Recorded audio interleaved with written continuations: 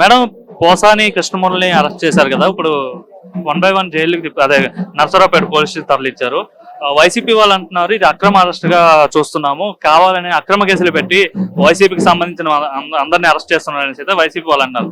మీరేమంటారు? వైసీపీ వాళ్ళు అక్రమంగా అర్ధరాత్రి పూట ఆడవాళ్ళని సైతం అరెస్ట్ చేశారని చెప్పి ప్రతి ఒక్కళ్ళు మేం చేసినట్టే చేస్తారు, ప్రతి ఒక్కళ్ళు మేము అన్యాయంగా అరెస్టులు చేసినట్టే అరెస్టులు చేస్తారనేది అతి నీచం అన్నమాట. పోసాని మురళి గారు ఏవైతే పవన్ కళ్యాణ్ గారి గురించి మాట్లాడారు ఇవన్నీ ఆయన ఏం బాత్రూమ్ లో కూర్చొని మాట్లాడలేదు. ఆయన పబ్లిక్ గా ప్రెస్ మీట్లు పెట్టి ఇష్టానుసారంగా ఆయన పర్సనల్ లైఫ్ గురించి, ఆయన కెరియర్ గురించి, ఆయన సినిమాల గురించి కూడా విమర్శిస్తూ నీచాతి నీచంగా మాట్లాడారు. నిజంగా అలాంటి వాళ్ళని పళ్ళు రాలగొట్టాలి. కానీ చట్టపరంగా వాళ్ళు ఎన్నో తప్పులు చేసిన తర్వాత, వాళ్ళు ఎన్నో ఇది చేసిన తర్వాత అరెస్ట్ చేశారే తప్ప ఏదో ఫేస్బుక్ లో పోస్ట్ పెట్టారనో లేకపోతే దేని గురించి అన్న ప్రభుత్వం గురించి మాట్లాడారనో వాళ్ళని అరెస్ట్ చేయలేదు. వాళ్ళు వాళ్ళ పరిధి దాటి ప్రవర్తించారు కాబట్టి తెలుగుదేశం పార్టీ అనేది ఏదైనా చట్టబద్ధంగా న్యాయపరంగా వాళ్ళు చేసిన పనులను బట్టి, వాళ్ళు చేసిన అఘాయిత్యాలను బట్టి అరెస్ట్ చేస్తుందే తప్ప వీళ్ళు ఏదో చేశారని చెప్పి తెలుగుదేశం పార్టీ ఎప్పుడూ చేయదు. మీరంటున్నారు పోసాని గతంలో చేసిన దానికే అరెస్ట్ అయ్యారని చెప్పి అన్నారు. కానీ మాజీ ముఖ్యమంత్రి జగన్మోహన్ రెడ్డి పోసాని భార్య గారికి ఫోన్ చేసి మేము అండగా ఉంటాము, పార్టీ అండగా ఉంటుంది, అడ్వకేట్స్ కావచ్చు అన్ని విధాలుగా మేము చూసుకుంటాం అనేసి భరోసా ఇవ్వడం ఏ విధంగా చూస్తారు? పార్టీకి ఈ మధ్య కాలంలో పోసాని గారు ఒక ప్రెస్ మీట్ పెట్టారు. నా కుటుంబం గాని నేను గాని ఏ రాజకీయ పార్టీకి మద్దతు ఇవ్వట్లేదు, ఏ రాజకీయ పార్టీలో లేము, నాకు ఏ రాజకీయ పార్టీకి సంబంధం లేదు అని మాట్లాడిన పోసాని గారు, మరి ఆ పోసాని గారికి జగన్మోహన్ రెడ్డి గారు డైరెక్ట్ గా, అంటే జగన్మోహన్ రెడ్డి గారు ఏమి ఒక వార్డు కౌన్సిలరో లేకపోతే ఒక పంచాయతీ ప్రెసిడెంటో కాదు కదా. జగన్మోహన్ రెడ్డి గారు ప్రతిపక్ష నేత, అంటే ప్రతిపక్షంలో కూడా లేదు, ఒక సామాన్య ఎమ్మెల్యే. అలాంటి ఒక పార్టీకి అధినేతగా ఉన్న నువ్వు పోసాని గారికి ఎలా ఫోన్ చేసి, వాళ్ళ వైఫ్ కి ఎలా ఫోన్ చేసి మాట్లాడావు? ఆయన ఒక పక్క చెప్తున్నాడు కదా, అంటే వీళ్ళు మా పార్టీ మనుషులే, మా పార్టీ మనుషులను మేము కాపాడుకుంటాము, మా పార్టీ మనుషులకి అన్యాయం జరగకుండా మేము చూసుకుంటాము అని చెప్పేసి పరోక్షంగా వాళ్ళు చెప్పినట్టే కదా. నెక్స్ట్ ఎవరు అనేది అయితే పెద్ద ఎత్తున చర్చ జరుగుతుంది. ఎందుకంటే పిన్నెల్లి రామకృష్ణారెడ్డితో మొదలైంది, ఇప్పుడు ఏమో పోసాని కృష్ణమూర్తి వచ్చింది, నెక్స్ట్ ఏమో గోరంట్ల మాధవ్ అంటున్నారు. ఆ పైన తర్వాత నెక్స్ట్ ఎవరైనా అయితే పెద్ద ఎత్తున చర్చ జరుగుతుంది. ఎవరుండే అవకాశం ఉంది? ఆల్రెడీ ఒక్కొక్కళ్ళని అరెస్ట్, ఎందుకు నెక్స్ట్ రోజానే అవ్వచ్చేమో. ఒక మహిళ ఉండి మహిళల మీద అన్ని అఘాయిత్యాలు, అన్ని దారుణాలు, అన్ని రేపులు జరుగుతుంటూ అసెంబ్లీ సాక్షిగా భువనేశ్వరమ్మ గురించి కూడా మాట్లాడుతుంటే ఒక మహిళవయ్యి అంతమంది మహిళలు ఓటేస్తే గెలిచిన నువ్వు ఏ రోజన్నా మహిళలకు అన్యాయం జరుగుతుంటే నోరు విప్పి మాట్లాడావా?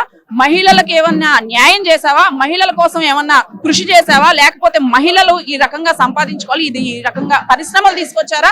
మహిళలకి ఒక మహిళా మంత్రిగా ఉండి ఆడుదాం ఆంధ్ర అనే స్కామ్ లో 100 కోట్లు దొబ్బేసిన రోజా మహిళల కోసం ఈ రోజు వరకు గత ఎమ్మెల్యేగా చేసినప్పుడు గాని ఎప్పుడైనా గాని కనీసం ఆ నగరిలో గాని ఎక్కడైనా ఆమెకి కనీసం విలువ ఉందా? రోజాని మేము ఇదే ప్రశ్నిస్తున్నాం.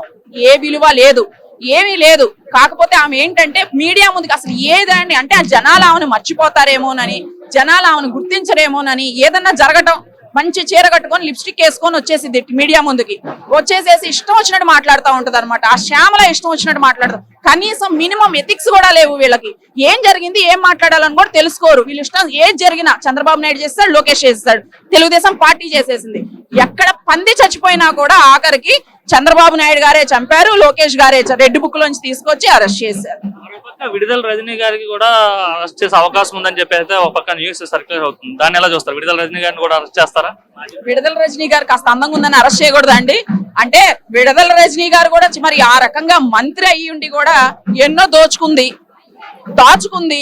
ఆ రోజున నేను ఐటీ నుంచి మీరు పుట్టించిన మొక్కని నేను అననింది. ఆ మొక్క ఇప్పుడు చెట్టు అయిందనంటే తెలుగుదేశం పార్టీ నుంచి వెళ్ళిన మొక్కే ఆ మొక్క కూడా.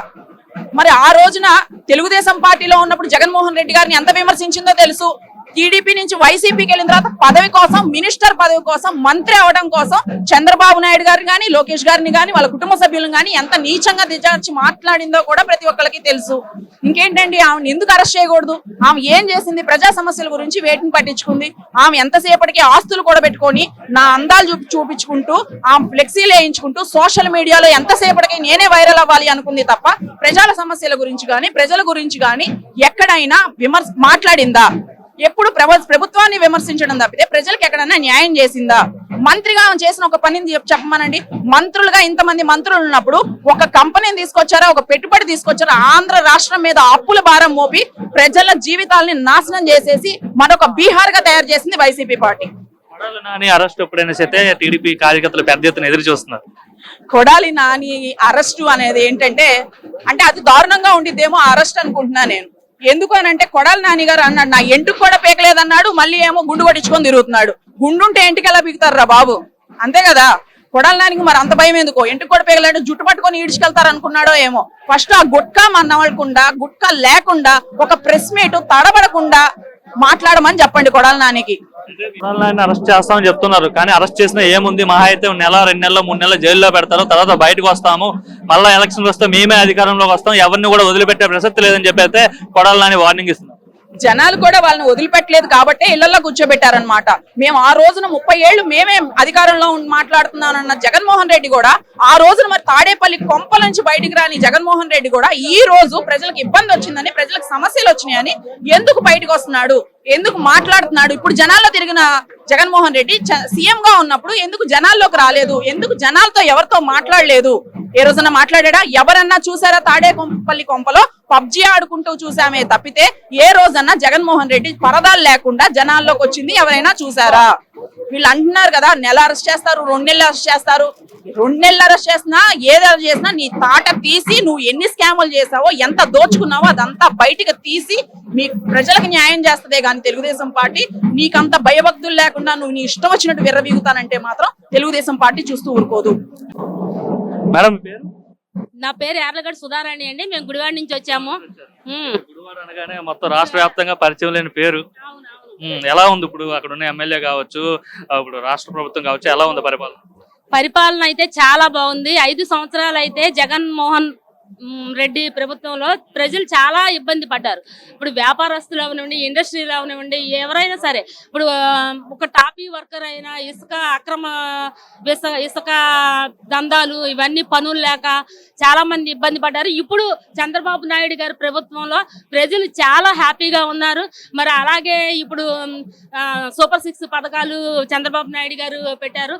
అందులో కూడా పెన్షన్ మరి ఇస్తాను, ఏదైతే 1000 రూపాయల పెన్షన్ ఉగాదికి ఇస్తామని అన్నారు, అట్లాగే కూడా మరి చంద్రబాబు నాయుడు గారు అది అమలు చేశారు. అది కూడా మళ్ళా ఉచిత గ్యాస్ సిలిండర్ అది కూడా ప్రజలకి అందుతుంది. అన్ని కూడా ప్రజలు అయితే మాత్రం చాలా హ్యాపీగా ఉన్నారు ఈ తెలుగుదేశం ప్రభుత్వం వచ్చిన తర్వాత. అంటే ఇప్పుడున్న ఎమ్మెల్యే కంటే పాత ఎమ్మెల్యే కొడాలి నాని ఉండేప్పుడే బాగుండేది, గుడివాడ ప్రజలంతా చాలా హ్యాపీగా ఉండేవారు అనుకుంటున్నారంటే నిజం కాదా? అక్కడ కాదండి, అసలు 20 సంవత్సరాల్లో ఆయన ఒక ఎమ్మెల్యేగా చేశారు, ఒక మంత్రిగా చేశారు. అసలు ఒక డెవలప్మెంట్ అనేది ఏమీ లేదు. గుడివాడ అంటే ఆయనకు వచ్చిన గుడివాడకు వచ్చిన పేరు ఏంటి అంటే ఒక బూతుల మంత్రి. ఎక్కడికి వెళ్ళినా కూడా మా ఊరు పేరు గుడివాడ అని చెప్పుకోవాలంటే సిగ్గుపడేవాళ్ళం. గుడివాడ అంటే బూతుల మంత్రి ఊరా అనేవాళ్ళు. ఇప్పుడు కూడా మేమైతే చాలా హ్యాపీగా ఫీల్ అవుతున్నాము. ఎమ్మెల్యే వెనుగళ్ల రాము గారు కూడా ప్రజల్లోకి వెళ్తున్నారు. మరి ఆయన ఎక్కడ ఏం సమస్యలు ఉన్నాయా ఏంటా అని చెప్పి తెలుసుకుంటున్నారు. అట్లాగే కూడా ఇప్పుడు రోడ్లు కూడా మా గుడివాడలో వేస్తున్నారు. కొడాలి నాని గారు ఉన్నప్పుడు లేదు అసలు అంత క్రితం కూడా వైసీపీ ఉన్నా కూడా టీడీపీ హయాంలో కూడా రోడ్లు టీడీపీ హయాంలోనే పండి, వైసీపీలో అసలు ఒక రోడ్డు కూడా వేసింది లేదు. వాటర్ కూడా అసలు మురుగు వాటర్, అసలు డ్రైనేజీ వ్యవస్థ బాగుండేది కాదు. ఆయన చేసింది కూడా ఏమీ లేదు. ఎమ్మెల్యే గారు కొడాలి నాని గారు ఏదో వెళ్ళి కుర్రాళ్ళ మీద చేసి వాళ్ళకి ఏదో మందు పోపించడం, వాళ్ళు తింటాకి 1 లక్ష రూపాయలు తినండి రా తాగండి రా అంటాం.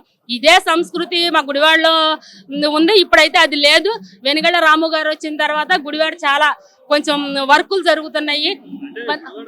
చాలా ఇబ్బందులు పడుతున్నారు ఇప్పుడున్న ఎమ్మెల్యేని గెలిపించుకున్నందుకు. అదే కొడాలి నాని ఉంటే చాలా బాగుండేది. ఇప్పటికప్పుడు ఎన్నికలు వచ్చినా సరే కొడాలి నానినే మళ్ళా గెలిపిస్తారని చెప్పేది అంటున్నారు. లేదండి, అది అంతా అబద్ధం. ఏమన్నా చెప్పుకుంటే ఆ వైసీపీ వాళ్ళు ఏమన్నా డప్పు కొట్టుకోవాల్సిందే కానీ నిజమైన కార్యకర్తలు అవనివ్వండి, ప్రజలు అవనివ్వండి టీడీపీ వైపే ఉన్నారు. ఇప్పుడు ప్రజలు కూడా చాలా హ్యాపీగా ఫీల్ అవుతున్నారు. ముందర కొంతమందికి వర్కులు జరుగుతున్నాయి, కష్టపడుకునే వాళ్ళకి 1 రూపాయి వస్తుంది. అంత క్రితం అయితే ప్రజలు చాలా ఇబ్బంది కరెంటు ఛార్జీలు పెంచేసి అసలు పనులు లేక సరైన ఇప్పుడు టిట్కో గృహాలు ఉన్నాయి. టిట్కో ఇళ్ళు టీడీపీ హయాంలో చంద్రబాబు నాయుడు గారు అమలు చేశారు. అది ఇవ్వడానికి కూడా 5 సంవత్సరాలు పట్టింది. మా గుడివాడలో టిట్కో హౌస్లు అవి పూర్తయిన తర్వాత కూడా ఎప్పుడు ఇచ్చారండి? ఎలక్షన్ ముందలు ఇచ్చారు. ఎలక్షన్ ముందలు ఇచ్చినా కూడా అవి సరైన మౌలిక వసతులు లేవు. ఇప్పుడు కూడా ఆ కాలనీలో ఇబ్బందులు పడుతున్నారు. ఇప్పుడిప్పుడే మన ప్రభుత్వం, టీడీపీ ప్రభుత్వం వచ్చింది. ఇప్పుడు వెనగల రాము గారు కూడా దాని మీద శ్రద్ధ పెట్టి అవన్నీ కూడా చేపిస్తా ఉన్నారు.